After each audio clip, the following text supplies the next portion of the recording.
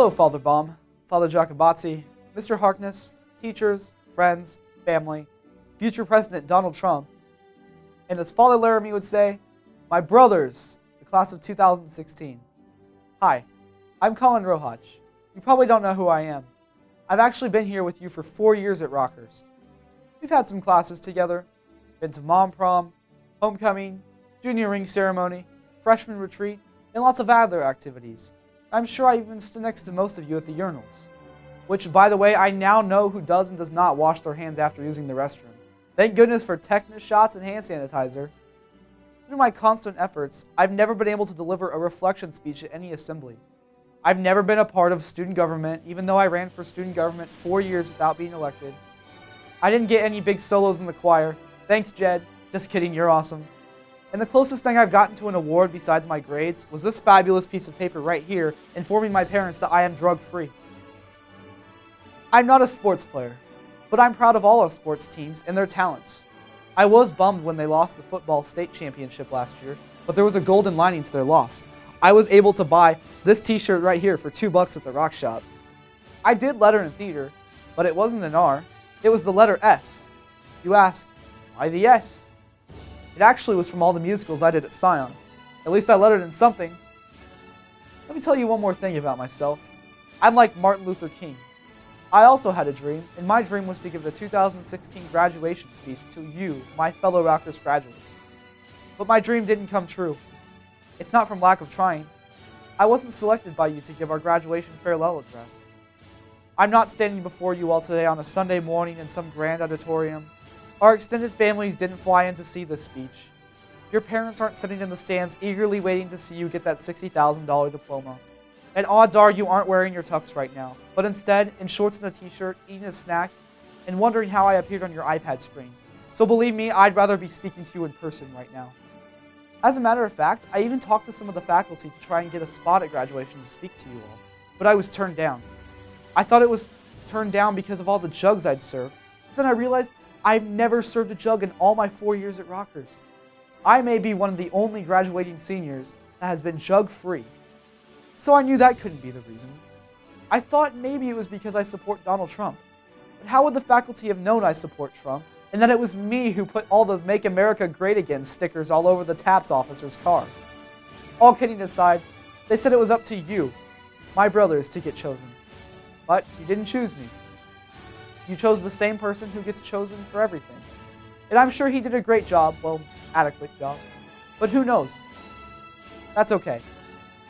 Because I didn't let not getting chosen stop me. I have learned that sometimes things don't go the way you want them, and there isn't anything you can do about it. And when some things don't go so well, the thing that makes you stand out in a crowd is that you do not give up your dreams.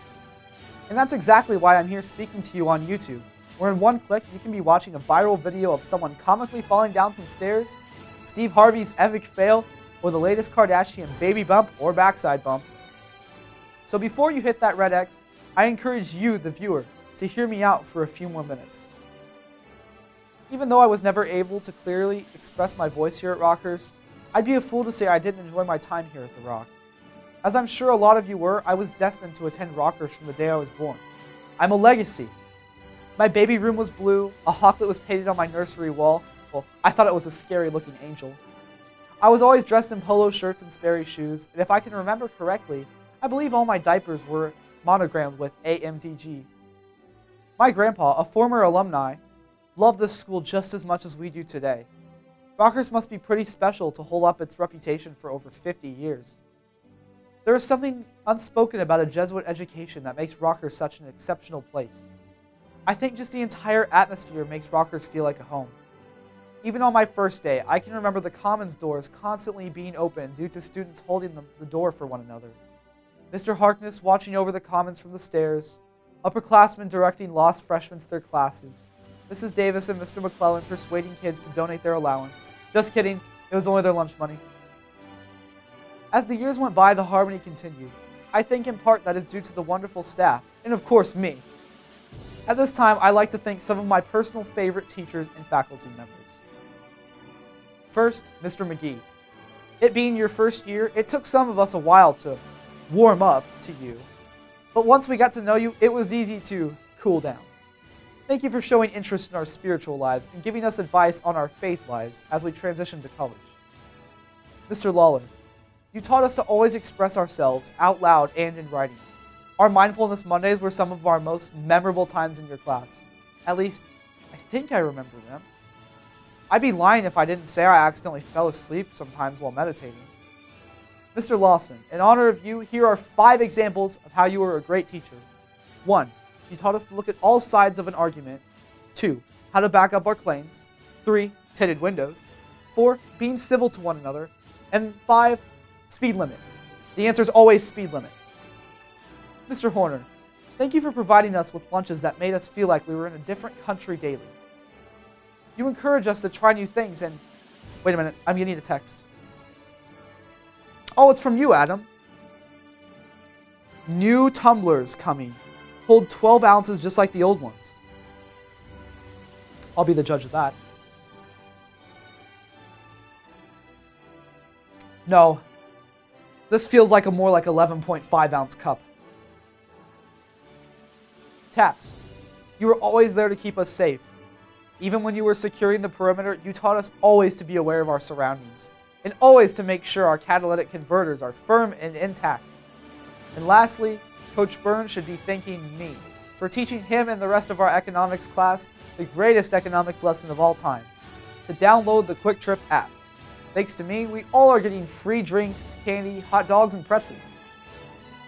Well, my brothers, we did it. Our time here has finally come to an end. No longer can we sell pool passes to incoming freshmen. We can now walk proudly around the world with our Rockhurst rings on our finger if you haven't lost them yet. And no matter where you end up, I hope, scratch that, I know you will make the rest of us proud. So to my fellow graduates of Rockhurst High School, I would like to give you a special gift of advice. Remember, colleges are co-ed, which means girls. Finally, we can stop picking from the same all-girls schools and have a bigger selection to pick from. All jokes aside, I wish you all the best. Make like St. Ignatius and go set the world on fire. Cheers, and congratulations to the class of 2016.